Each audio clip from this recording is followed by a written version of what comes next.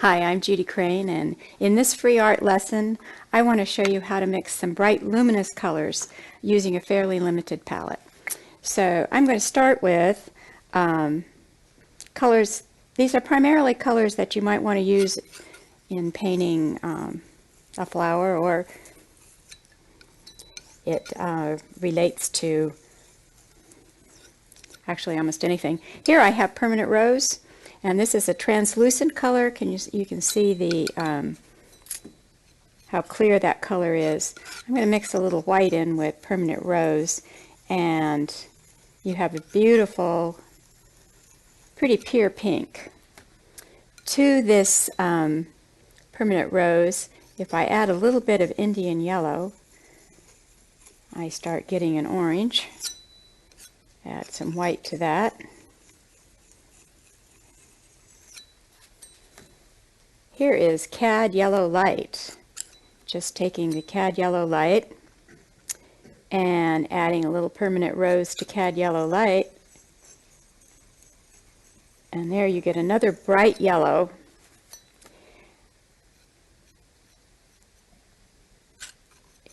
This is one of my favorite colors. It's cad red light. Adding cad yellow light to that, I can get even a brighter orange. And if you're trying to mix bright colors for flowers, and well, any really bright color, sticking with two colors makes it work a little bit better. But if you want to tone it down a little bit to have a more realistic color, for maybe in the shadow areas, you can start adding a more complementary color. And you can also add a more opaque color. This is just adding some yellow ochre, which essentially did the same thing as adding a little bit of the cerulean blue to it. You don't have to have a million different colors to create the beautiful shades you might want. A little bit of ultramarine with this permanent rose can give you a lovely pink. If I want a really bright purple or a lovely mauve color, the cerulean blue added with the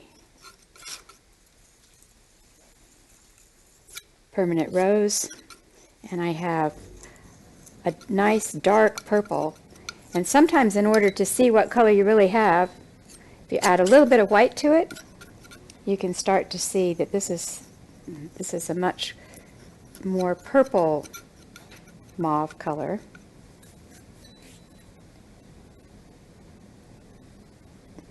I'm going to add some of this alizarin crimson, which is a darker color. It's not as pure, it's not as pink as the permanent rose, but it will add a whole different dimension to a flower, to a shadowed area in a flower, or in a landscape, in the shadowed area of the landscapes.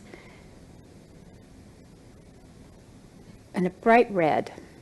I don't have a bright red on my palette, but if I take a little bit of the cad red light and the, whoops, I had another color on my palette knife. You have to, when you're mixing color, you need to keep your palette knife clean. Okay, permanent rose, cad red light.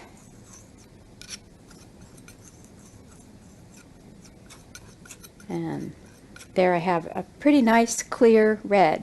So you can actually work with far fewer colors. You don't have to have light red, dark red, medium red, 3 or 4 shades of pink.